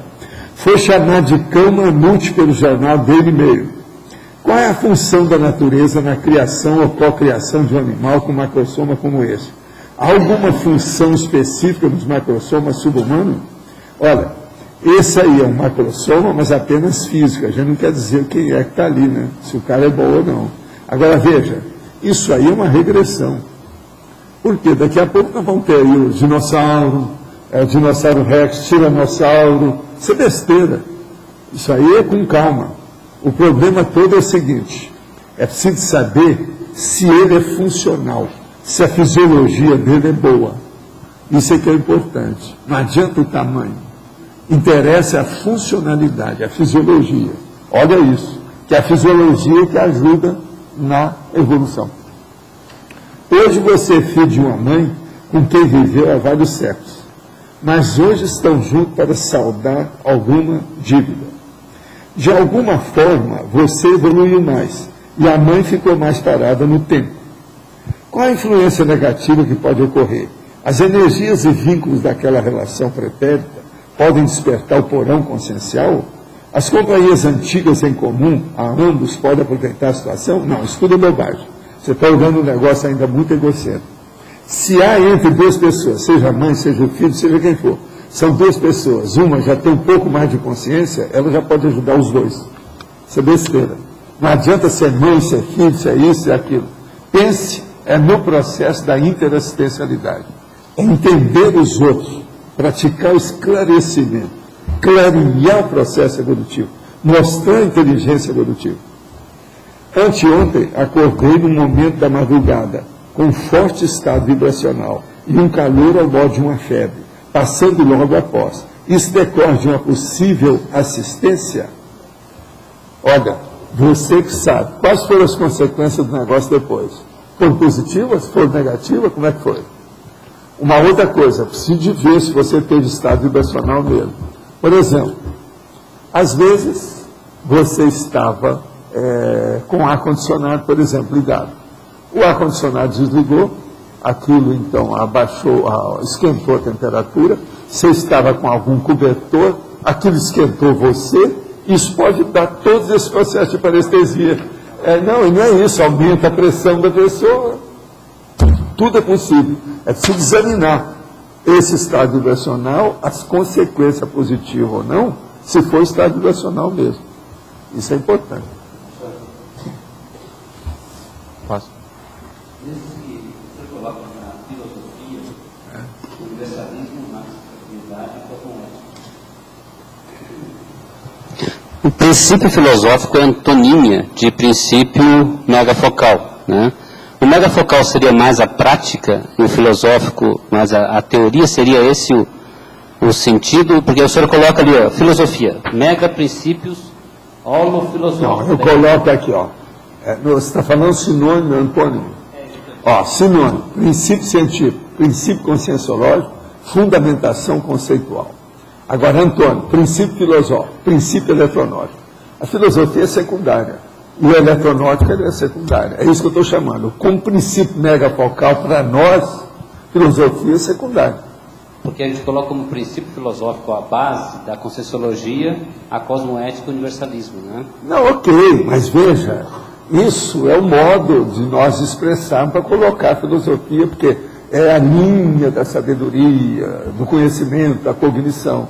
Mas aí nós podemos pôr epistemologia, é a mesma coisa. Entendeu? Agora, o que eu quero chamar a atenção é o seguinte, é o princípio científico da coisa. Ele é superior ao filosófico.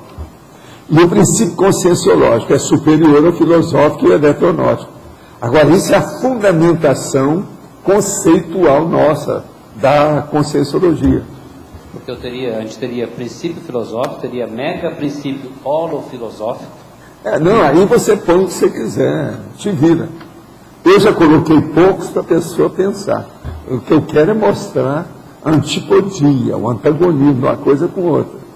Uma outra questão também lá na taxologia, o senhor coloca os princípios, né, a taxologia de princípios megafocais. Né? Observei que eles são similares, não exatamente iguais, mas similares aos mega-atributos propulsores, aqueles 20 mega-atributos propulsores. Sim, mas isso não tem jeito de você mudar, né?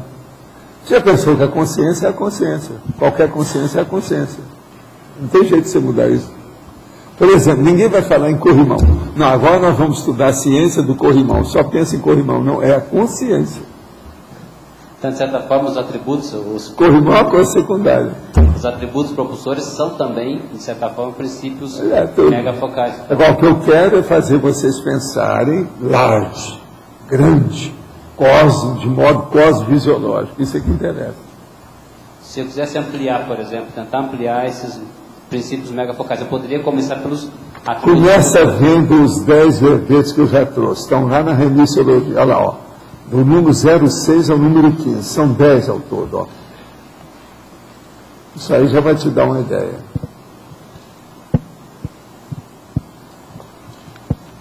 Esse todo nós já debatemos aqui, esse princípio.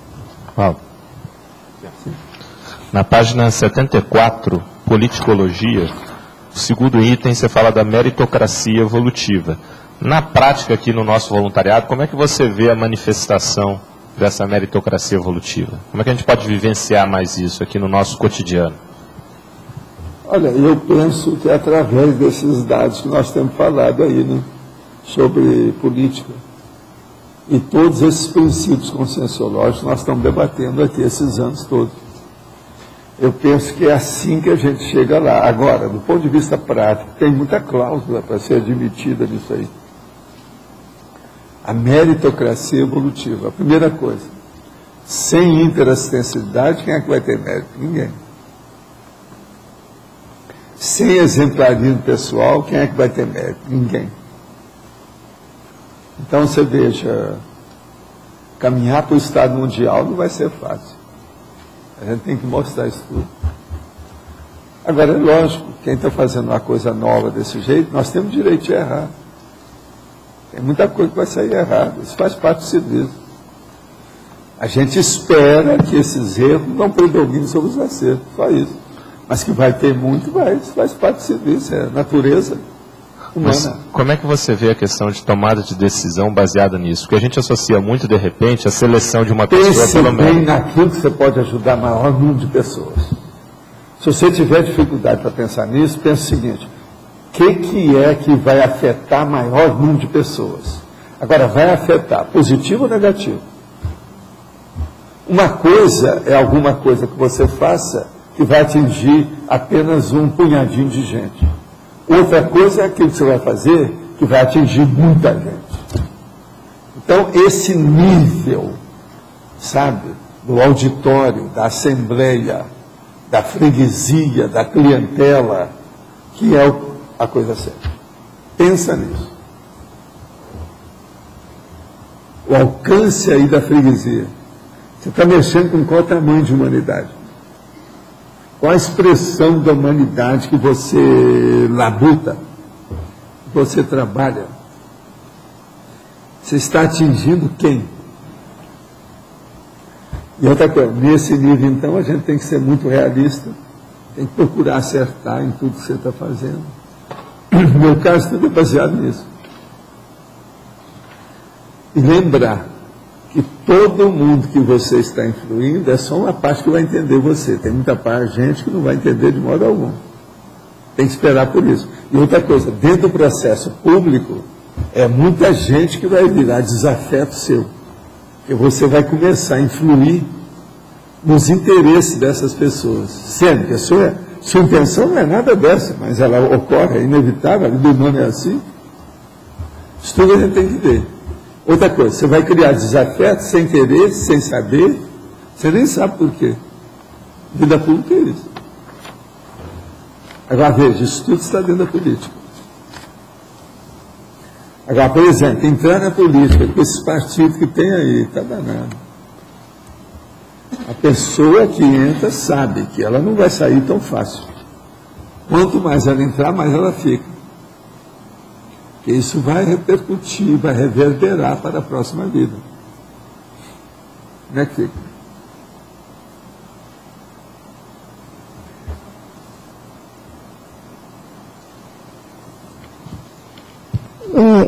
Com respeito ao que perguntava o professor Leix sobre meritocracia evolutiva, uma expressão seria em interassiologia, por exemplo, o princípio da interassistencialidade, princípio da primacia da Tares? Poderia ser uma expressão? É uma saída, uma solução. Saída. É uma alternativa para o processo, uma opção. É isso aí.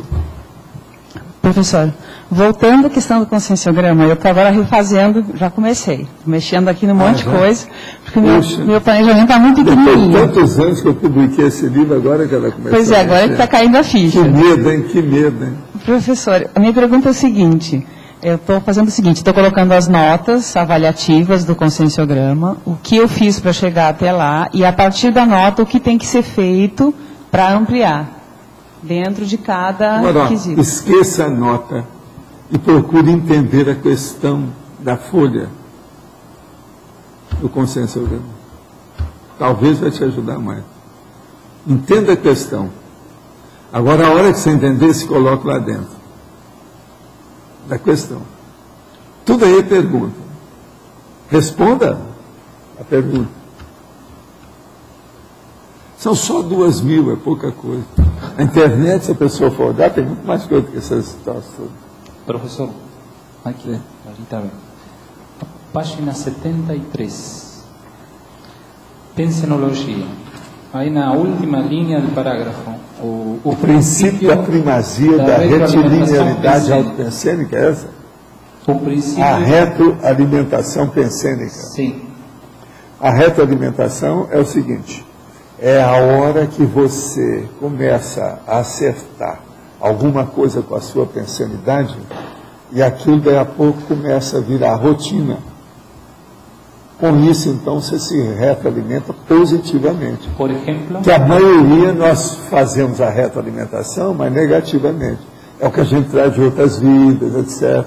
Aquela pessoa que já foi várias vidas, ela foi belicista, ela foi militar, matou muita gente, ela vem de novo. Isso é a retroalimentação da ideia dela.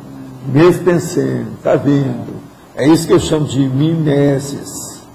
Entende? Mimeticologia. É uma marasmologia, a pessoa não muda, está do mesmo jeito, está estagnada. A tendência é aquela, é um bicho belicoso, um bicho beligerante. Entende?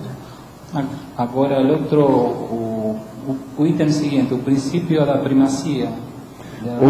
Da primazia da retilinearidade autopensênica. Seria o contrário. É a hora que você coloca a retilinearidade por cima de tudo. E aquilo limpo. Ela é autopensênica, quer dizer, cosmoética, correta, melhor que tem.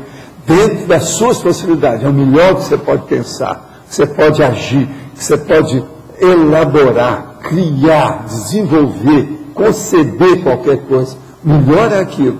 E aquilo na reta. Esse aqui é a primazia. Você tem que dar valor para isso em primeiro lugar. É a prioridade. A priorização do correto. Quer dizer, uma pessoa que prioriza o acerto, ela começa a errar menos. Se ela erra menos, ela acerta mais, ela desenvolve mais depressa.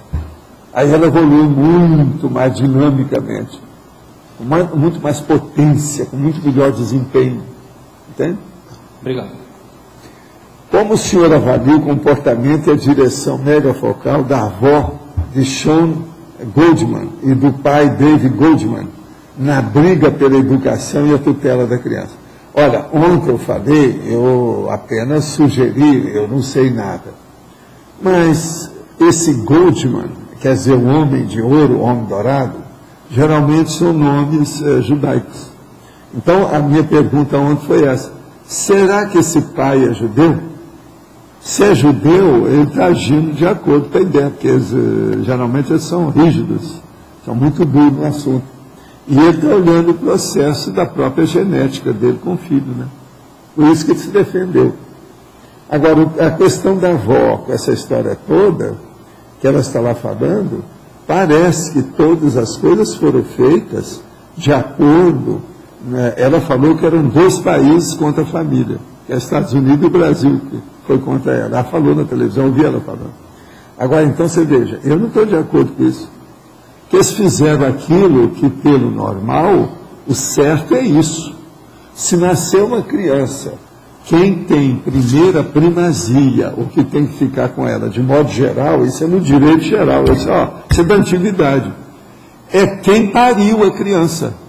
Então, é o pai biológico, é a mãe biológica. A mãe biológica morreu, o certo para ficar com o filho é o pai biológico. Agora, veja, se esse pai que é o filho, até que não está errado isso aí.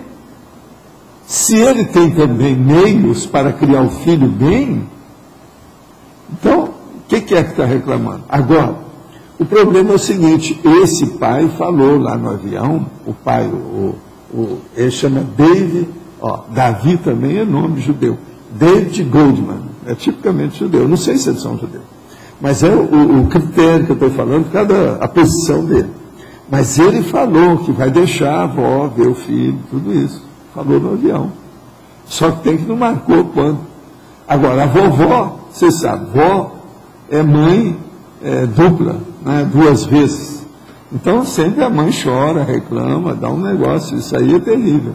Mas agora, outra coisa, a criança numa situação dessa, parece que ainda não tem idade para decidir nada.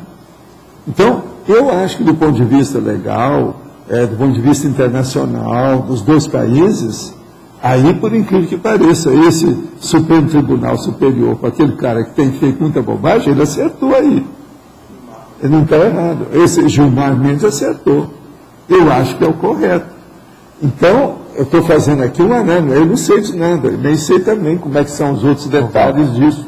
Se é só o que contaram, como é que é. Uma história que não está bem contada é a vinda da mãe com o filho para o Brasil, né? Fala que ela veio, que não avisou o pai. Parece que teve uma fuga. Se teve uma fuga, tudo já começa a ficar mais claro. Aí então quem vai ter razão é o pai. Então é preciso a gente ter muito cuidado com isso, de analisar um lado e outro. Choro de um lado, choro do outro, não convence ninguém. Temos que ver os fatos puros. Lágrima é tapiação, isso é teatro, não resolve. E outra coisa, fazer também muito alarde da coisa, levar para a mídia, essa coisa toda, não vai. Vocês lembram aquele cara que subiu o menino, que entrou no balão, que não sei o quê, que eu cheguei aqui e falei assim, olha, aquele tudo aí é o cara que fez. Antes de ninguém ver, eles foram examinar, o menino estava no sótão escondido. Agora, deram em cima, ele vai ter que pagar, tem uma opção de coisa. Tudo é mídia. Agora, Estados Unidos está cheio, né? Hollywood, né? Efeito Hollywood. Isso é que chama efeito Hollywood. Lá nos Estados Unidos tem muita coisa assim. Às vezes, por exemplo, você está num restaurante, com a turma, né, dos Estados Unidos, tudo ali. Daqui a pouco uma pessoa faz uma performance. E ela não é artista, não tem nada a ver com aquilo. Ela, às vezes, é a secretária do cara que está mexendo no metrô. Não tem nada a ver com isso. Complementando minha pergunta anterior, esclareço que meus familiares querem que eu seja protestante. Me criticam porque faço curso de Conscienciologia e Projeciologia. Não estou aguentando a pressão e o deboche, porque eu os respeito e deixo seguir o que querem. E aí ficam me fazendo consolação, mandando mensagem, livrinhos da igreja. Parece que fizeram um complô contra o que escolhi. Não sei muito bem como proceder. O problema aqui é o processo da religião. Agora, ó, os evangélicos, geralmente, a perseguição deles é de 2 anos. Na Umbanda vai assim. De modo que você está ótimo, você está só com os evangélicos, é pouco. Na Umbanda, o processo de perseguição de quem perde o soldado vai para, às vezes, 5 anos, quando não morre a pessoa. Mas agora o caso todo é o seguinte, o que você deve fazer num caso desse? Primeiro, qual a sua idade? Se você ainda não tem 21 anos, fica calada. Se você já tem 21 anos, dê uma banana para todo mundo e vai cuidar da sua vida. Você não precisa escutar ninguém, vai cuidar da sua vida. Arranja um emprego, vai ser independente, faça alguma coisa nesse sentido. Eu não sei a sua idade, você não colocou aqui. Então você pode ser uma menina, aí eu preciso de ver. Se é uma mocinha, cala a boca, deixa a coisa passar, deu conta e resiste, até os 21. Nos 21 você está livre, você não precisa seguir ninguém, você vai seguir o que você quiser. Tem outra saída para isso aqui? Eu não vejo. A pessoa não pode estar brigando com todo mundo, não dá. Tem que fazer as pazes. Agora, outra coisa, não seja ostensiva com os processos da Conscienciologia. Estude em silêncio e deixe o povo. Uma outra coisa, faça média até um certo ponto, se você é muito menina. Se você está na adolescência, tem que fazer média. Aí eu não vejo outro jeito aqui. Eles é que criaram você. E outra coisa, evangélicos são fanáticos, né? Abre o olho com isso. Não tem outro jeito. Agora, precisa de saber a sua idade. O ideal é ter 21 anos. Com 18 a pessoa já pode fazer muita coisa. Mas o ideal seria se ela tivesse 21. Porque com 21 ela é independente, acabou, ela pode colocar cada um no seu lugar e ela seguir o caminho, o destino dela do jeito que ela quer. Né? Esse aqui é o ideal. Agora, antes, aí está difícil. Outra coisa, é arranjar o pé de meia, a independência econômica e financeira, independente da família, para cuidar do seu destino, porque senão não vai. E outra coisa, procure dar exemplo, não brigue com ninguém, não seja agressiva com ninguém, abençoe todo mundo, é o jeito. Tem coisas piores, viu? Não fica pensando que isso aí é o pior, porque não tem lugar muito pior do que esse. Olha o caso do nosso amigo lá, que era judeu lá em New York, eu já contei, mas pior. E ele já tinha mais de 21 anos. O caso não é fácil, esses processos todos. Ela já desceu e subiu hoje 10 vezes até agora. Agora, são 20 perguntas até o momento. Por que o senhor sugeriu ao professor Loche pensar no maior número de pessoas e não no maior número de princípios conscienciais? É porque o processo todo, os princípios todos existem em função das pessoas, para ajudar as pessoas. Na hora que eu falei para colocar as pessoas, é para ver o alcance do universo. Qual é o seu universo? Isso é importantíssimo. Tem sua razão, você entendeu, né? Pois é o policardio, é muito mais sério. Agora, os princípios todos existem para ajudar as pessoas. Então, nós precisamos de ver, são muitas pessoas, como é que é a situação, quais os princípios que você vai aplicar, como é que é qual a amplitude dessa interassistencialidade. Aí é que é o sério. A intenção foi essa. Quem é que está aí com o microfone? É você? Está aí.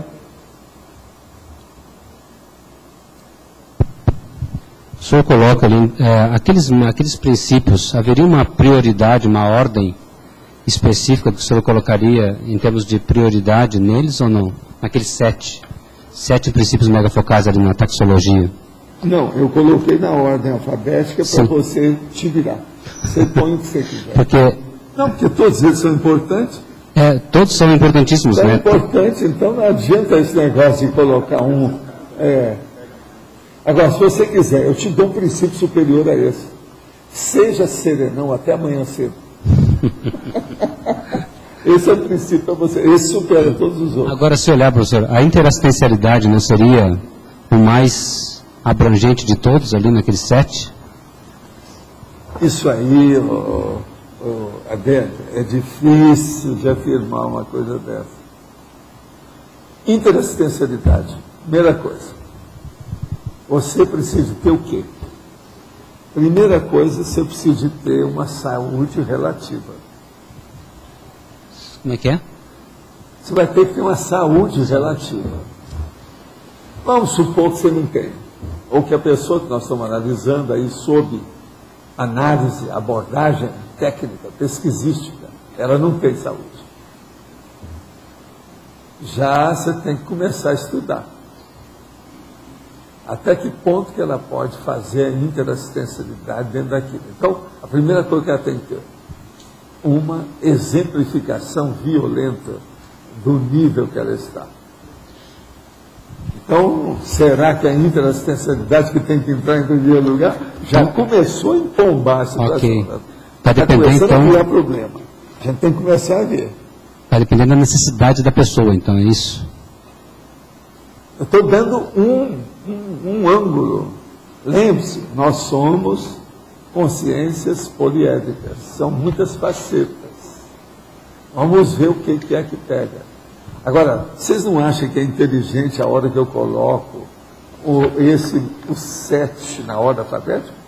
E assim cada um vai estudar o que é que acha, como é que é, de que modo. Todos os 7 são importantes. A rigor, nós podemos falar que os 7 estão no mesmo nível de igualdade da situação, de importância, de relevância. Em tese, até que isso pode ser. Professor, então, como é que fica? Professor, eu queria saber um pouco a respeito de um assunto que saiu no fórum, sobre a sincronicidade feita pelo assédio. Ou seja, a pessoa não percebe que todo aquele conjunto de eventos que estão acontecendo está sendo feito para desviar da ProEx, por exemplo. Como que a pessoa percebe a sinalética? Tem que ver a primeira coisa, é ver os acidentes de percurso. Olha se tem acidente de percurso. O que está acontecendo com isso? Para dar um exemplo, assim, sem que seja uma... Por exemplo, o computador queimou. Entende como é que é? Esqueceu a chave do carro. O carro estava parado, chegou um cara e bateu no traseiro do carro. Isso tudo é acidente de percurso, pequenininho. Você olha depois que tem uma série de verbetes que nós já falamos nessa. Por exemplo, eu preciso ir, faz parte da minha ProEx, por exemplo, me mudar para Belo Horizonte. Estou falando um exemplo, faz parte. Aí acontece o contrário, o assédio que provoca esses problemas, para que eu não vá para Belo Horizonte. Isso aí, tudo é... Então, aí como é que... Acidente de percurso, porque você não preparou a situação. Os acidentes de percurso começam nas pequenas coisas, e aquilo se amplia. Agora, as pessoas têm que estar atentas, alerta. Tem que ter desconfiômetro, ligar aqui, ó, do lado assim, desconfiômetro. Ela saber o que está se passando. Se ela é boboca, vai no bico. Se ela é incauta, se ela não se previne, se ela não tem prudência, se ela não tem reflexão, se ela não é comedida, se ela é muito afobadinha, ela tem um assodamento, entende? Não dá certo, vai dar para trás. Aí aumenta os acidentes de percurso. Tem que parar e pensar. É assim que a pessoa vê. Eu não vejo isso com dificuldade, não. É uma coisa muito fácil da gente esclarecer. É que a gente estava discutindo que uma coisa aparentemente boa pode não ser tão positiva no longo prazo. Não, você e às vezes assim, ganhar dinheiro, uma coisa aparentemente boa, ela é boa só 30%. Isso. Mas o que você precisa é uma coisa boa 60%. Isso, porque às vezes as pessoas então, um negocinho que não é bom.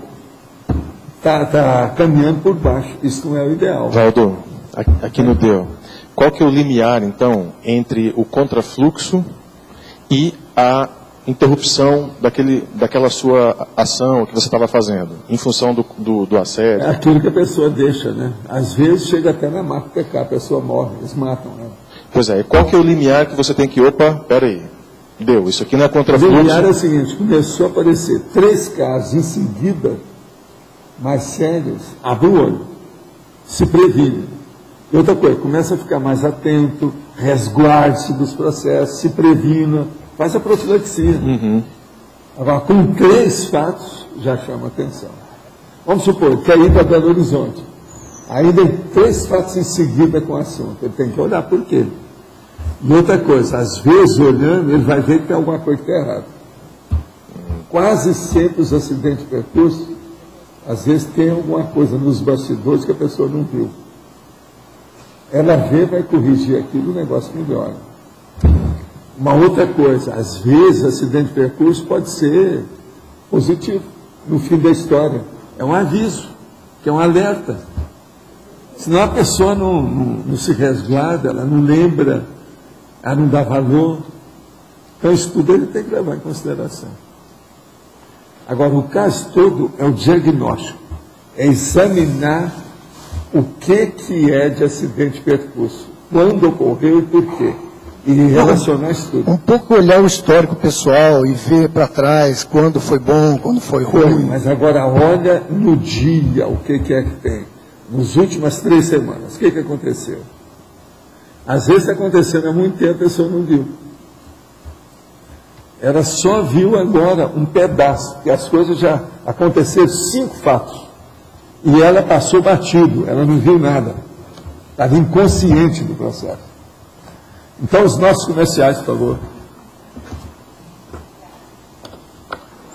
As pontuações da tertúlia de hoje foram 135 assinaturas no livro de presença, 23 perguntas presenciais, 20 perguntas online, 74 votos presenciais e 9 votos online. A sequência dos recados será: Fábio Marques, pelo amigo da enciclopédia, Alexandre Nonato e Lorela, Semana da Invexis, Pilar Alegre, curso Maturidade Afetiva, Loche, Balanço Existencial, Amin Lascani, Grampeamento de Verbetes. Boa tarde a todos.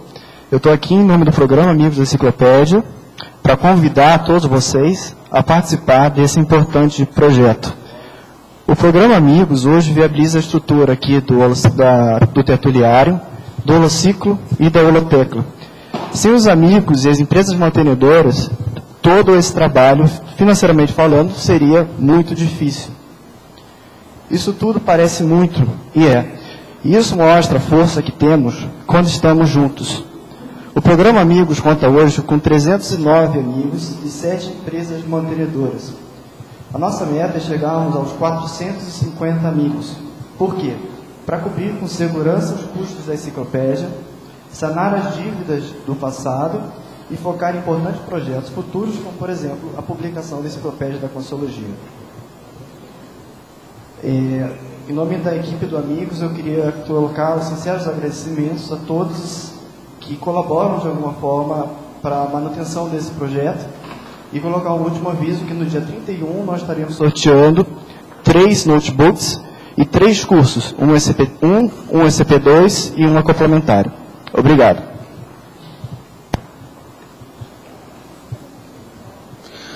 Olá a todos. Gostaria de trazer algumas questões para reflexão. Aplico alguma técnica evolutiva da conscienciologia, INVEX ou RESEX? Se sou inversor e já tenho mais de 30 anos de idade, quando foi a última vez que fiz o balanço dos resultados da técnica da INVEX?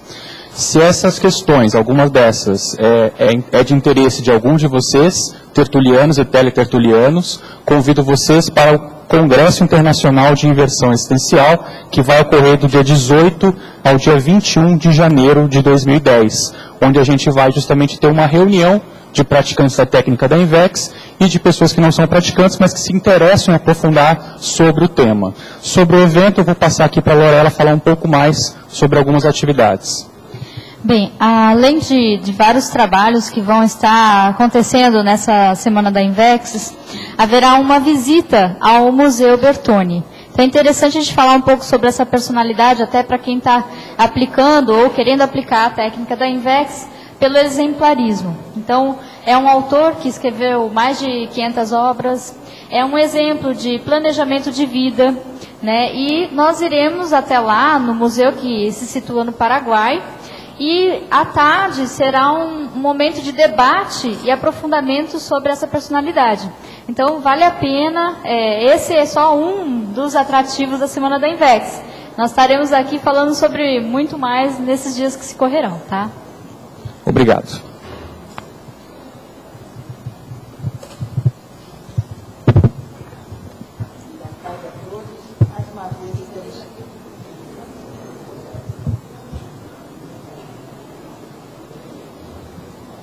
Então, novamente, boa tarde a todos.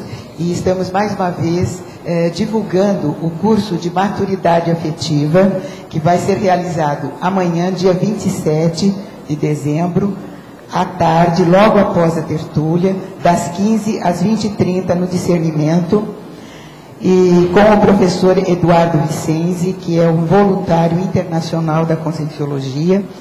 Esse curso patrocinado pela IAC, e as consins podem se inscrever pagando R$30. Ou se elas conseguirem fazer uma afinidade, então 2 terão desconto, pagarão 50 os 2. O professor Vicenzi vai abordar vários temas relacionados às bases da afetividade, a problemática, os mecanismos, e dessa forma dar também algumas técnicas que ele mesmo criou ou providenciou na sua autopesquisa para chegar a um nível de compreensão e entendimento maior da própria maturidade afetiva. Obrigada. Pessoal, boa tarde a todos. Nós gostaríamos de convidá-los para o curso Balanço Existencial, cuja proposta é ajudar a pessoa a fazer um balanço da própria vida, desde o momento do nascimento até os dias de hoje, e estabelecer assim o seu saldo existencial. E a partir desse saldo, estabelecer um planejamento de vida.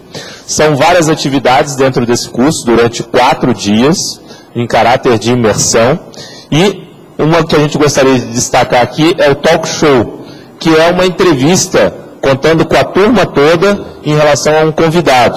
E esse ano o convidado vai ser o professor Marcelo da Luz, que teve uma experiência dentro da Igreja Católica e se tornou maxi-dissidente.